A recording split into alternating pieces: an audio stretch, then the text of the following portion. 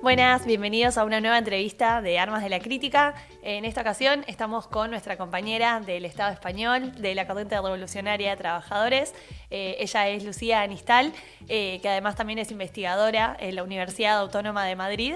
Y bueno, estamos aprovechando que está de visita por unos días acá en Buenos Aires para charlar un poco con ella sobre sus temas de investigación y bueno, también un poco sobre todo lo que viene pasando en el mundo. Así que bienvenida, Lucía. Muchas gracias, encantada de estar aquí.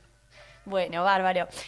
Por un lado, bueno, queríamos que nos cuentes un poco sobre tu último libro, que es este que estamos viendo acá también, La literatura de los desplazamientos, en el cual, bueno, vos abordás un poco tu tema de investigación justamente, que es sobre la literatura de las migraciones y de los desplazados, ¿no? ¿Querés contarnos un poco cómo son esas temáticas y sobre qué venís indagando al respecto?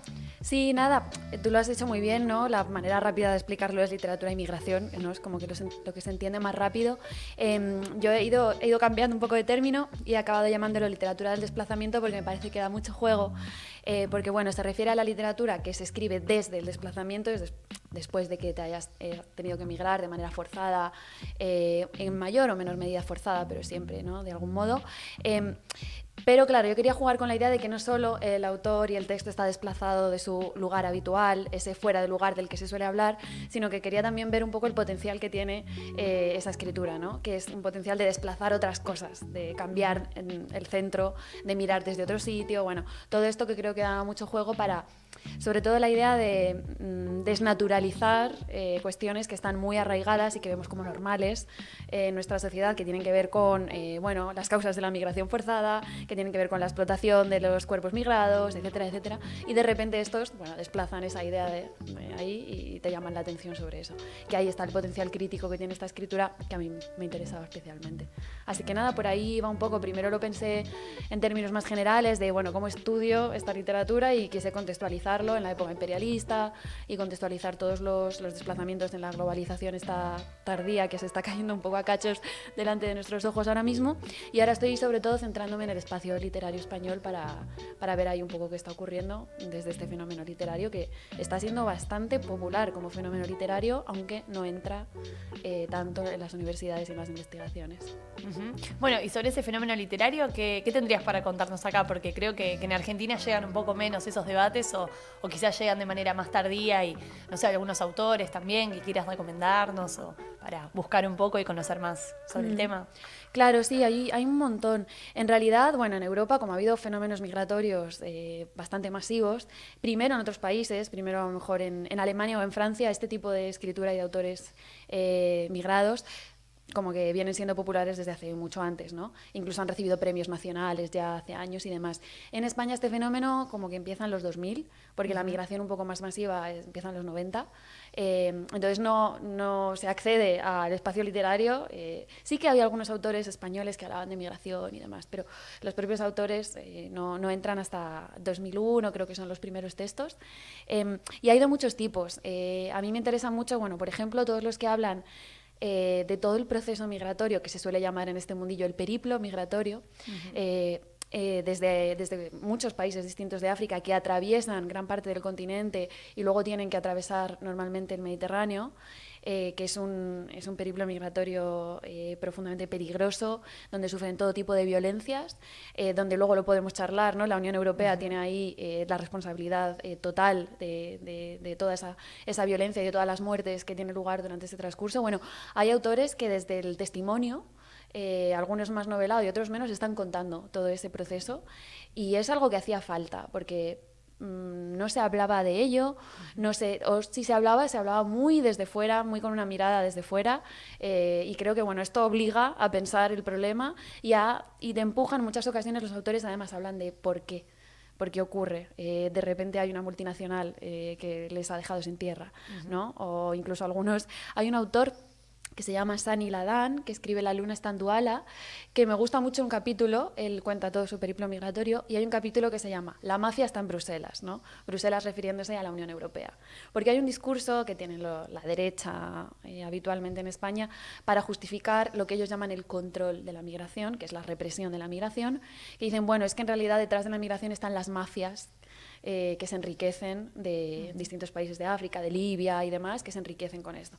Y dice, no, perdona, la mafia está en Bruselas, está en la Unión Europea, que está financiando toda la represión que hay, ¿no?, por el camino, que nos expolia las tierras, etcétera, etcétera, ¿no? Entonces, bueno, todo eso de repente que aparezca así en la literatura me parece muy potente. Y luego también hay un montón de autores, sobre todo autoras, hay todo un fenómeno de autoras latinoamericanas. Mira, qué interesante. Muchísimas, que bueno, ahí hay distintos niveles y distintas escuelas y procedencias de distinta, bueno, no diré clase, porque son todas en realidad clase trabajadora, pero bueno, hay distintas ubicaciones ahí, ¿no? Pero hay alguna muy interesante, yo os voy a dejar aquí otro nombre, por si interesa, que además sé que también se puede conseguir aquí, que es Gabriela Wiener, que, bueno, acaba de escribir una novela Tusparia. Sí, sabes que la leí este verano. La leíste buenísima, justo este verano. Sí, es de lo poco que conozco sobre literatura peruana. Pues excelente. Es buenísima. Sí, sí, y sí. ella vive en Madrid. Ah, mirá, no sabía. Ella vive en Madrid desde hace tiempo y además es curioso porque sus raíces tienen, el apellido es Wiener, es alemán, claro, de un colono alemán, ¿no? Y luego ahora ella es inmigrante otra vez al centro europeo, ¿no? Y juega mucho con eso. Bueno, esta última novela la recomendamos, ¿no? Sí, o sea, sí, es muy buena. Pero tiene una anterior que se llama Guaco Retrato, que a mí me encanta. Ella siempre juega mucho con lo autobiográfico, todas estas literaturas juegan mucho con lo autobiográfico, hablan desde ahí. Mi hipótesis es que el proceso de migración y desplazamiento pone muy en el centro tu materialidad, de tu clase, tu género, tu sexualidad, y entonces eso sale todo el rato, más allá de que está de moda en la novela actual hablar de uno. Sí. Pero bueno, ahí ella narrativamente funciona muy bien, pero hace unas críticas muy duras y tiene un poema al final, que ahí dejo para que lo busquéis, que se llama Panchilandia, que poco menos que te viene a decir, Europa, un poco de respeto a Latinoamérica, un poco de respeto a las migrantes que están aquí, que mi profesora de historia en el colegio es la que le está cambiando los pañales a tus padres, ¿no? Hablando de todo ese proceso de migración, de cuidados, que protagonizan mucho también muchas mujeres latinoamericanas migradas allí, ¿no? Entonces, bueno, todo esto pone en el centro debates y críticas que hace falta que estén y que a mí me parece muy bien que estén desde la literatura también. Sí, sí, sí, muy interesante la verdad. Mira, bueno, ahora sabemos que Atusparia también entra dentro de este tema, esta temática de literatura y desplazamientos. Mira, bueno, y lo otro que te quería preguntar también vos, estás ahora acá unos días en Buenos Aires también por el Festival Internacional de Cine de Derechos Humanos que se hace acá en nuestro país y del cual, bueno, te invitaron a ser parte de la organización y como jurado también. ¿Qué tenés para contarnos sobre eso? ¿Alguna película también para recomendarnos? ¿O qué debates se estuvieron dando en el festival? Sí, la verdad que he tenido esa suerte de poder acercarme aquí con este festival. Bueno, había un montón de películas distintas, mucho documental y también de ficción, algunos cortos. El eje de este año era el de fronteras. Entonces, claro, encaja mucho con todo esto que estamos hablando y a lo que me dedico. Y a mí me parece que, bueno, una cosa que quería señalar es la inauguración que hubo, ¿no? Que coincidía con la estancia de Milei en Israel. Claro. Y la inauguración aquí fue con un documental palestino, ¿no? Con directores que habían sido reprimidos, secuestrados por el régimen sionista, Northernland, que además bueno, recibe un reconocimiento en este propio festival para lanzar un mensaje político desde ahí también, ¿no? Entonces, a mí me parece un espacio interesante que en medio de este contexto social se hable de derechos humanos, se hable de memoria, pero se hable también desde este eje de la migración y también que esté Palestina tan en el centro me parecía como algo muy importante que, bueno, me ha gustado poder formar parte de eso, la verdad. Y luego también pude participar en una charla que hicimos con un colectivo de afrodescendientes que plantean un poco esta idea de, oye, que en Argentina hay afrodescendientes, que es algo que se está ocultando, ¿no? Totalmente. Yo sé que la problemática y la opresión y demás aquí con respecto a la migración y los racializados no es, o sea, es distinta a la que puede haber en el centro imperialista del que vengo y demás, ¿no? Pero bueno, fue muy interesante también dialogar con eso y que contaran un poco y la memoria, de nuevo, ¿no? Hablar de, bueno, de la esclavitud y demás. Bueno, me pareció también que fue muy interesante que esté sucediendo esto ahora aquí, que estoy segura que a Milei no le gusta nada, ¿no? No, seguro, sí.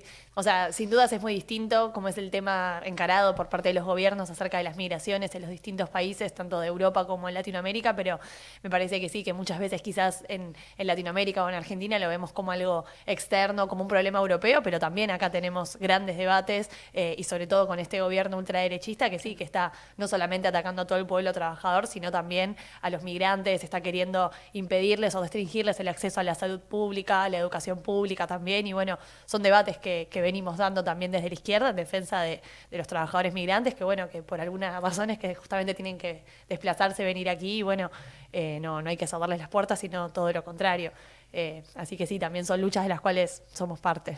Claro, sí, yo imagino Milei, ¿no?, copiando un poco también ese perfil tan trampista en otro nivel, pero bueno, que aquí también está intentando llevar adelante, bueno, dificultando la vida y expulsando de las universidades y todo, ¿no? Con un discurso, sí, me puedo hacer una idea. Sí. O sea, es parte de su discurso también de volver atrás en un montón de sentidos. Volver casi que él habla de la Argentina potencia de finales del siglo XIX, en la cual, bueno, justamente era una clase obrera también muy racializada la que había en nuestro país y que era súper explotada, oprimida, perseguida también por sus ideologías políticas y, bueno, un poco quiere volver a eso, Milei, a una Argentina de hace más de 100 años, con todos los valores negativos que eso representa. Pero bueno, estamos un poco en esa lucha también. Y bueno, ligándolo también a todos estos debates más políticos y actuales, quería preguntarte un poco cuál fue tu motivación también a la hora de querer investigar sobre literatura de los desplazamientos y bueno, cómo eso se conjuga un poco también con tu activismo político, que sé que es muy importante también allá. Claro, justo ahí confluye un poco mi tarea como investigadora y mi militancia política, ¿no? Porque en la realidad social española la cuestión de la migración es clave y en la realidad política ahora mismo la Unión Europea está en un avance de políticas hiperracistas. Yo no calculo cuánto, calculo que llegará poco aquí, ¿no? Pero está teniendo un avance brutal con una legislación increíblemente racista, ¿no? Está reduciendo la posibilidad de asilo. Te voy a poner un ejemplo como muy gráfico. Han decidido que si vienes de un país en el que al menos el 20% de las solicitudes de asilo se deniegan, te la pueden denegar mucho más rápido, hacen el proceso más rápido, porque con el discurso de que no abusen del asilo, ¿no? O sea, ese es el abuso. Alguien que está desplazado por motivos graves de que peligra su vida y su supervivencia, de una manera muy directa, y hablan en términos de abuso, ¿no? Van a abusar de nosotros en la Unión Europea, ¿no? Mientras hablan de democracia, de que la Unión Europea es democrática, etcétera, ¿no?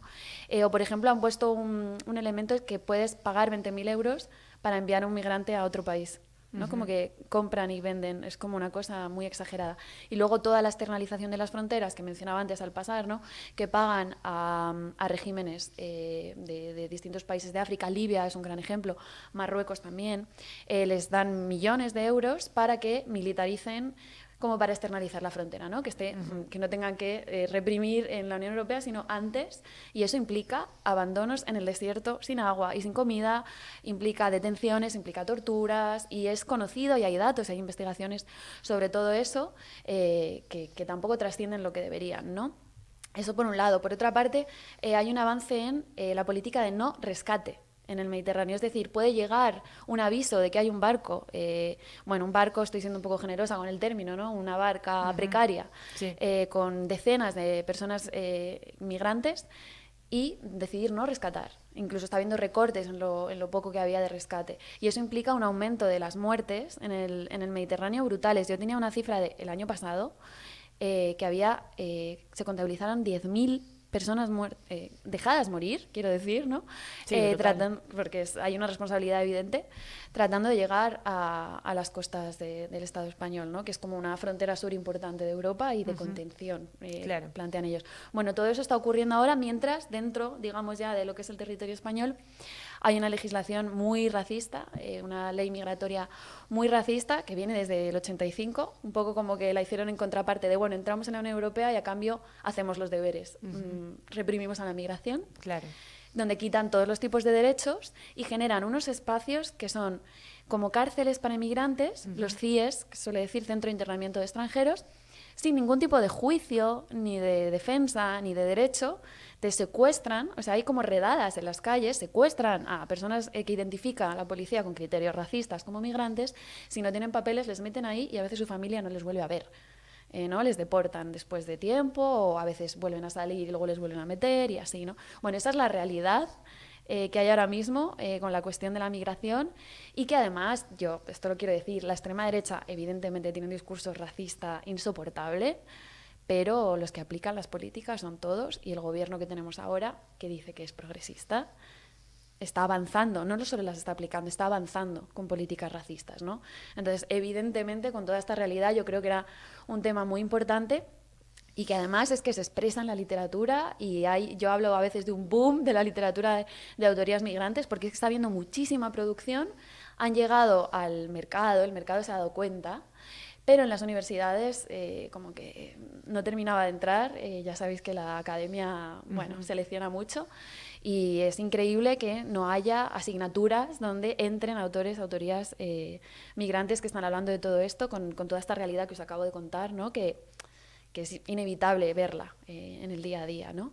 Entonces, bueno, empecé a leer y me empecé a dar cuenta, por ejemplo, de que en estas novelas aparecía mucho también la cuestión de clase, muy cruzada, porque evidentemente todo esto que he contado tiene mucho que ver con poder explotarles más y poder presionar de conjunto a la clase trabajadora, teniendo a todo un grupo de trabajadores en la ilegalidad, ¿no? Bueno, es ese mecanismo que conocemos.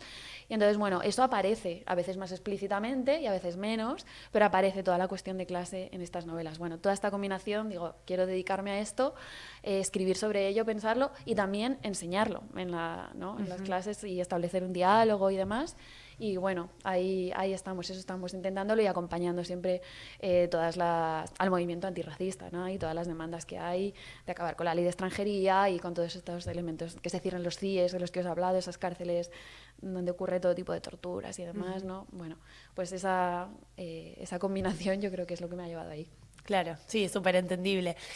Bueno, y relacionado con eso también, o sea, ¿cómo es un poco el efecto que generan este tipo de políticas también de tanta persecución y discriminación hacia los migrantes y justamente, sobre todo eso, a quienes intentan llegar desde las costas de África hacia el Estado español?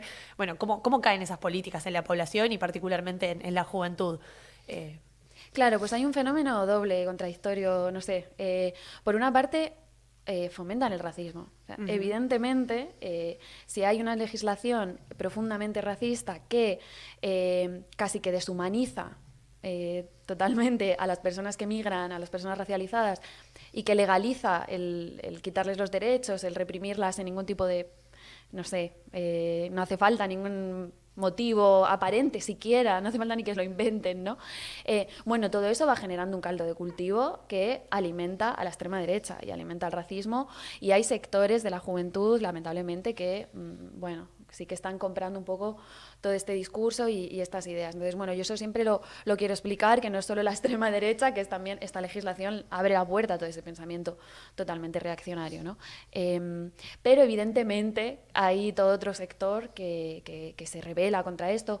Hay iniciativas diversas, por ejemplo, ahora había una iniciativa que ha estado durante meses y meses trabajando para conseguir la regularización de unos cientos al menos de personas migrantes como que ya llevan tiempo además y que no consiguen acceder a esa legalidad y que están en una situación absolutamente precaria, y había esa iniciativa que bueno, se está peleando y es difícil porque desde el gobierno prefieren que no. O sea, en algún discurso pueden intentar aparentar, ¿no? Este gobierno que tenemos ahora del PSOE, ¿no? El Partido Socialista, uno de los pilares del régimen, ahora está con Sumar, ¿no? Un gobierno progresista, el segundo que tenemos seguido, antes fue con Podemos y ahora fue con Sumar, y ambos bueno, han podido tener un discurso más amable, tal vez, incluso a veces han permitido algún gesto antirracista en el discurso, pero en las políticas no, y tampoco en aceptar estas iniciativas que vienen peleando desde abajo el movimiento antirracista, pero bueno, es algo que está ahí, que se ve también en las universidades, ¿no? Como la juventud también es algo que le apela mucho, de lo que se discute, por lo que se organizan y nos organizamos también. Entonces, bueno, ahí yo creo que se trata también de buscar confluencias entre distintas sensibilidades, entre distintos movimientos que están ahí circulando y que en la juventud tienen mucha fuerza, como es el movimiento de mujeres, como es también, por supuesto, todo este eje antirracista. Y yo creo que también es importante pensarlo en relación con algo que podemos hablar luego, si quieres, que es todo el movimiento de solidaridad con Palestina, porque tiene también un elemento muy claro de antirracismo, porque, bueno, hay mucho discurso de la derecha que dice, si defendéis a los palestinos, estáis defendiendo a... y todo tipo de clichés racistas sobre los árabes, ¿no? Claro. A continuación. Por ejemplo, todas las cuestiones machistas, ¿no? Que creo que os imagináis, ¿no? Como que del estereotipo. Entonces también va por ahí, ¿no? Entonces, bueno, yo creo que es algo que va a tender a confluir y que por ahí puede venir algo interesante. Sí, justamente te quería preguntar sobre eso también, porque acá desde Argentina vemos con mucho ánimo también las grandes movilizaciones y manifestaciones que se están haciendo en distintas ciudades europeas en apoyo al pueblo palestino, al igual también que en Estados Unidos, y que bueno, si bien acá en Argentina también hay un movimiento significativo al respecto, creo que es un gran ejemplo el de, sobre todo eso, las universidades y los universitarios de distintas ciudades de Europa, en las cuales hubo grandes manifestaciones e incluso también está habiendo mucha persecución a activistas estudiantiles. Vi lo de, bueno, el caso de la Universidad de Somosaguas, si no me equivoco, Sí. donde hay 3 compañeras también de nuestra corriente que están siendo atacadas y perseguidas. Y bueno, también bueno, viene de haber deportaciones masivas a quienes intentaron llegar a la marcha global por Gaza, también desde Egipto. ¿Qué puedes contarnos sobre eso? Sí, afortunadamente es una de las, no sé, de los espacios y de los movimientos que dan esperanza, ¿no? Que dan una perspectiva, que rompen con pasividad. Bueno, yo aquí pude estar, el otro día tuve la suerte de estar en el acto, bueno, primero una acción por Palestina y luego el acto en frente a la Embajada Francesa en solidaridad con nuestro compañero Anas. Precisamente hablabas de la represión que también hay en Europa, ¿no? Al movimiento de solidaridad con Palestina. Anas es un caso claro, ¿no? De persecución en ese sentido y hay muchísimas más. ¿Querés contar un poco del caso de Anas? Nada, Anas es bueno, un compañero que es referente allí de nuestra organización hermana, digamos, de Revolución Permanente, y que por un tuit, ¿no? Por unos tuits en solidaridad con Palestina, va a ser juzgado. Ahora han retrasado un año el juicio, pero va a ser juzgado y bueno, van contra él en realidad porque es bueno, una cara muy visible de las luchas varias, no solo de la lucha por Palestina, es un referente de la izquierda en Francia y le han agarrado también por esto, pero la verdad es que está recibiendo una solidaridad tanto en Francia como internacional enorme, que eso es, ¿no? Eso también da cuenta de que bueno, no les va a ser tan fácil avanzar con la represión y de hecho también lo comentabas, ¿no? Hay represión, por ejemplo, la represión a la flotilla, que vimos, la flotilla de Greta, ¿no? Y de repente se organiza una marcha global hacia Gaza, ¿no? Y ahora están reprimiendo y han reprimido la marcha global. Hay 2 compañeros que viajaban desde el Estado español, les deportaron directamente, ¿no? A Pablo y a Salva y les deportaron antes siquiera de poder llegar y luego vimos escenas de represión más dura, pero está claro que eso no va a conseguir frenar este movimiento en solidaridad por Palestina de ningún punto de vista y más cuando se ve claramente, estamos viendo en directo cómo avanza el genocidio y cómo se extiende territorialmente, etcétera, ¿no? Es verdad que en Europa hay mucha movilización, hay movilizaciones masivas, en Reino Unido hemos visto algunas muy grandes, como no se veía hace tiempo, en Francia también el movimiento es muy activo, en el Estado español también hay manifestaciones grandes y además con mucha frecuencia. Se mantienen en el tiempo y luego también estuvo todo el fenómeno de las universidades, ¿no? De acampadas en universidades en solidaridad con Palestina, que también tuve la oportunidad de poder participar y acompañar la de Madrid, que también fue algo muy grande que rompió con la pasividad y que señalaba de manera muy interesante la complicidad con el Estado genocida de Israel, por supuesto, del gobierno, que allí tenemos un gobierno que, como digo, hace gestos, entonces no tuvo más remedio por la presión social, las movilizaciones, que plantear que, bueno, llegó a reconocer a Palestina, pero mientras mantiene la compra y la venta de armas. Claro, una contradicción en sí misma. Bueno, quiero decir, o sea, lo otro lo convierte en un acto hipócrita, absolutamente, claro. Porque ¿de qué sirve, no? Y no ha roto relaciones de ningún tipo, ¿no?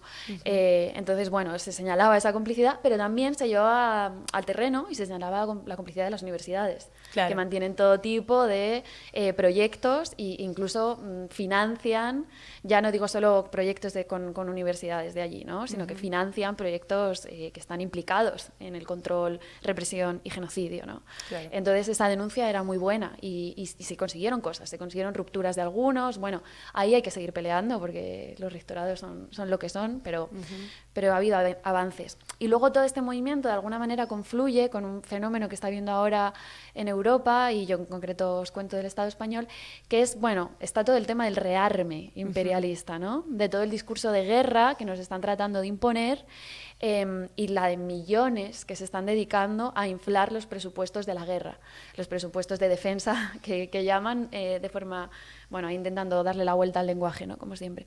Entonces, bueno, hay parte de esos presupuestos de la guerra, bueno, que son para misiones imperialistas, para continuar el expolio, que también conocéis bien, que son también para aumentar la militarización de las fronteras de las que hablaba antes, y que son también para seguir apoyando, por ejemplo, el Estado español ha apoyado directamente misiones externas a Israel como de apoyo, ¿no?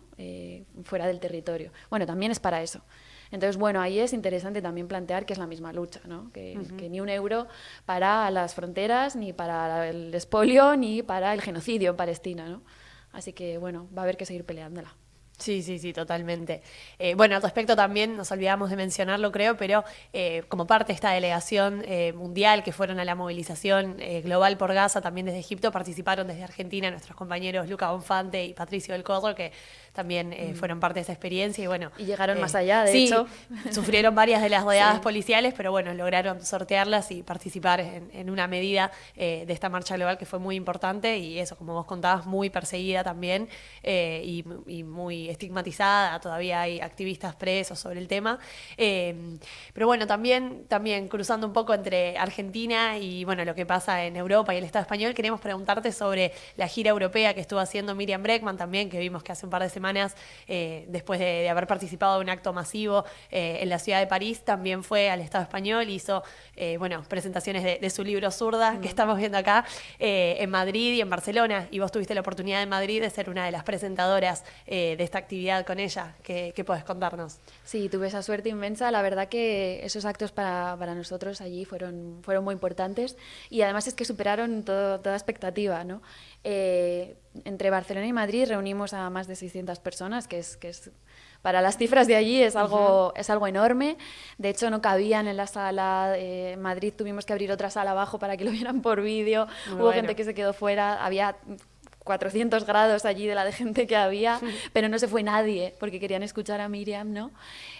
Y yo creo que es que ahí enlaza con algo muy, muy importante, que es, bueno, la idea de que lo pone ahí, ¿no? Lo de contra la resignación, la mansedumbre y el conformismo, que me parece clave ahora mismo frente a dos internacionales, frente a la internacional reaccionaria, esta de que pasa por Milei también, ¿no? Y que en Europa también tiene sus patas, por supuesto, y en Estados Unidos y demás, y esa derechización y demás, pero también otra internacional que es, si queréis, la del conformismo, la de que, bueno, frente a esa extrema derecha, frente a los Mileis y demás, nos tenemos que conformar con el mal menor, porque no se puede conseguir nada más. Entonces, bueno, uniros a apoyar esto, tampoco pidáis demasiado, intentemos gestionar el capitalismo de una manera más humana, que es algo que además allí en el Estado español pues vivimos, como os he ido contando, ¿no? Con esa supuesta gestión amable del capitalismo, que es la de las matanzas en las fronteras, que es la del rearme imperialista, que es la de la compra-venta de armas con el Estado genocida,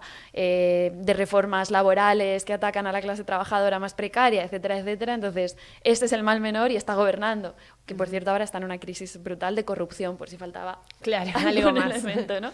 Entonces, claro, eso también genera entre conformismo y, bueno, no sé, desafección total.